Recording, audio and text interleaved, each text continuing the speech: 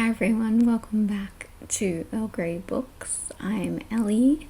If you've watched some of my videos before, you can probably guess why I am slightly at a different angle, and that is the boys are sitting on the couch. You can see the very tips of Fletchy's ear, but Percy is in the spot that I usually put my camera. So we're in a slightly different angle. The things we do for cats. But that's not the point of today's video. Lately I've been doing a lot of unhauls. I've been going through my shelves and getting rid of a lot of things. I have another unhaul coming in a week or two, and it's a big one, but I thought that today I would do kind of the reverse and talk about some books that I would never unhaul. I mean, never say never, but I don't imagine myself ever willingly parting with these ones. So we're gonna jump in. I have technically 6. One is a series though, and we're gonna jump into them. So I thought we'd start off with ones that I wouldn't get rid of because they are signed. That's not necessarily something that makes me keep a book. Even if a book is personalized to myself, if I read it and I don't like it, or if my opinion drastically changes on it, I'm not going to keep it just because it's signed. But these ones are some of my favorite books, and they also happen to be signed. So I love these. These all have a very special place in my heart. So I just don't imagine myself wanting to part with them. So we're going to jump in. First one here. Actually, let's start with the series. I feel like some of you might be able to guess what series this might be that I might have signed. It's the Every series by Ellie Marnie. So we have Every Breath, Every Word, and Every Move. Did I say these were by Ellie Marnie? I assume I did. So yes, I have all 3 of them signed. The third one, which is Every Move, I did go to the launch for, and perfectly normal way to get a book signed. These ones are a slightly different story. A friend and I actually went to a different book launch for a completely different author. And as we were leaving home, we saw Ellie Marnie tweet out that she was going to be there. This is, I think, probably like 2015 for context. Maybe even earlier. Maybe even 2014. Anyway, yeah. I think 2014. Anyway, that's not important. We saw that she was going to go. We both packed the 2 books that were out at the time. And then we stood behind her in line and we're like, "Hi, Ellie. We're really big fans. Would you sign our books that we just happen to have in our bags for us?" And she did, because she is a lovely person. And yes, I got these signed, so definitely accosted Ellie Marnie in a signing line. And then also this one, at the time I hadn't finished this, so it says, "I hope you like the ending." And yes, so one of my favorite series of all time. Will always love this, and it's just so, yeah. I don't have words. I just love this series so much. You can also tell that these ones are a little bit older on my shelves. I used to cover all of my books. My mum used to volunteer in my school library, and they got into the habit of, well, I mean, every book in the school library would be covered, so she would come home and do mine. So I have a bunch that are covered. and I don't do it anymore because it's expensive and I can't be bothered. But yeah, these are pretty special. Ali Mani is the only author I have ever accosted in a line before, so all the rest of these are totally normal. But the next one I have is The Great Believers by Rebecca Mackay. This was my favorite book of 2018, 2019? Does it say? Okay, so it was, I think 2018 because it says 2019. This absolutely destroyed me completely. It was, so this follows two timelines. It follows Yale, who lives in Chicago in 1985, and he is a gay man, and he is living through the AIDS crisis. Lots of his friends are dying, and it's all about that. And then the second perspective is Fiona, and it is in 2015 in Paris, sort of during or right after the attacks in Paris, and that it follows one of the friends of Yale as an adult. Well, they're already adults, but as an adult with a grown child. Anyway, absolutely destroyed me. One of my top 3 favorite books of all time, though. I haven't really talked about this in a while, but yes, I did. I flew up to Sydney for the Sydney Writers' Festival, partly to meet Rebecca, partly for a couple of other authors as well. But I absolutely legged it to get towards the front of the line for the signing because I didn't want to stand there for hours, and pretty sure I regretted it the rest of that week because me running, really not good for my leg, and it was so worth it though. Again, she was so nice, and I love this book with my whole heart, and it's such a beautiful cover. The cover that we have in Australia, I ordered this one from the US, is just not as cool. This one is just so pretty and unique, and it stands out on my shelves so much, and yes, I would just never get rid of this. Okay, last one for this section, which then goes a little bit into a tiny new section. Anyway, this one is Solitaire by Alice Oseman. So I was lucky enough to get a arc of this, I mean obviously before it came out. This was way back in the day before anyone knew who Alice Oseman was. This is her debut, and I absolutely loved it. And yeah, a couple of months later I moved to the UK for a little bit, and I happened to be there when Yulk was happening, and I got to meet Alice and get this signed. And this is so special both because it's an arc and it's signed, and also just fantastic. I think this is probably quite controversial, but I think this is still one of my favorite of Alice's.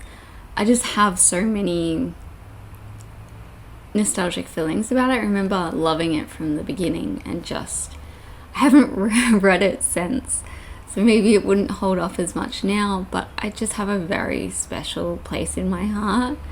And I love Tori. I love seeing her in Heartstopper. So this is the story of Charlie's sister, where it all began. And yeah, I just love her. And yeah. Now that moves us into the tiny little section here, which is arcs. And I don't think I really have anything else on my shelves these days.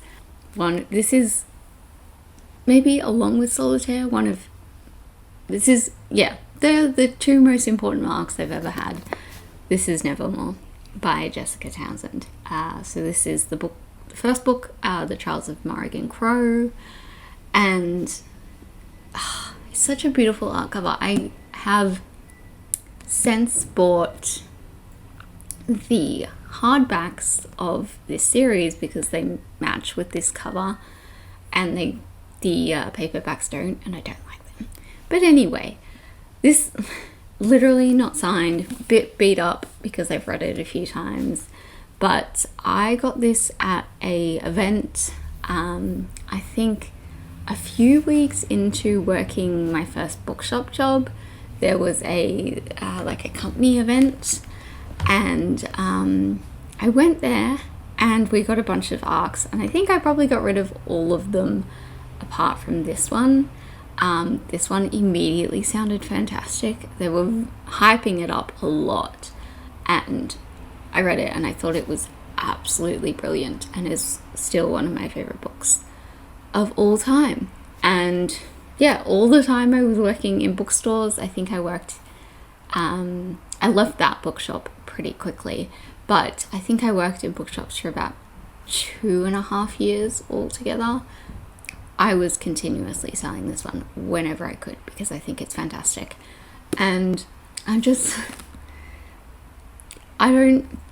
think there's such a strange culture around ARCs, and I don't really like them anymore. I'd rather not get them because I just know that I won't read them in time. But there's just something special about this one, I think, because I just love this book so much, and it's just so beautiful. It's just that. And finally, the last little section is just beautiful books. So I have 2, 3 here. Anyway, let's start with this one. This is The Belger by Sylvia Plath. So I am one of those people who doesn't really like owning multiple copies of the same book. I don't see a point in it. I think it is, I don't know, I just for me, it just seems completely like a complete waste of space. I don't have that much room. I don't really like special editions because I don't want to ruin them, and like I feel like if a book is on my shelf, it's because I want to read it or because I read it and I loved it so much. But the idea is that I want it there as a physical thing for a reason. So I think I own about 3 books that I have multiple copies of. I think all of them are classics as well, but The Belger is one of them, and I think these 2 are absolutely beautiful.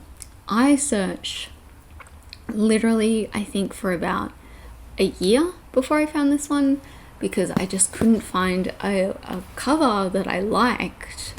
And I found this one while I was living in the UK. I want to say I got this in London itself. It is just, it's beautiful. I really like it. I should say that I had already fallen in love with this book when I bought this copy. So I'd read it from my library, and then I found this one when I was in the UK. I did an essay project on it while I was in the UK. I was studying and absolutely loved this. It I also kind of wanted a different copy because it got a little bit bent up because I traveled through Amsterdam and Germany and Austria and Italy with this book in my bag, so it got a little beat up, and I don't know, I just always was like, I'm gonna get myself another copy of this. And I think it took me about another 4 years before I happened to find this one randomly. I think it was during a Love Your Bookshop Day, and I think it was like, I don't know, like 20% off or something. And I thought that this one was really beautiful as well. It's definitely an interesting sort of color scheme, and it's also kind of like fabric. And I love hardcovers that don't have dust jackets because I hate reading with them. So yeah, I just thought this was really nice, and it feels so nice. And yes, this book came to me at a time that I really needed it, I think. I read this a few weeks after my mum was diagnosed with terminal cancer, and I was just having a bit of a time, as you can probably imagine. I was only 19. No, I wasn't. I was 18. I hadn't turned 19 yet, and it was just a lot. And I found this and Jane Eyre at the same time, and they really just changed my life. I know they're not particularly happy books, but there was just something about them that really spoke to me in that moment. And one of the other books that I own multiple copies of is Jane Eyre. And I don't know, this is beautiful. I have such a love for Sylvia Plath's work. I think I own almost everything that she ever published and that was ever put out. So there's that, but this is also just has a special place in my heart for that. And also it's just beautiful, and also kind of came to me at a time when I was really struggling with my depression, and I hadn't been diagnosed at that point. So there was just something about this that really spoke to me. And finally, last one is just a really stunning book. I also bought this one in the UK. I think this was the first book I bought, and it is Angela Carter's Book of Fairy Tales, which is edited by Angela Carter. It's absolutely stunning. It has this beautiful cover, and it's pretty simple on the inside. You can't really see it because of the light, but the title is in, there you go, indented in there, nice and simple there. It has these beautiful sort of burgundy wine red end papers and a little ribbon as well. And I'm not a huge fairy tale person, but I love Angela Carter. I think she's absolutely fantastic.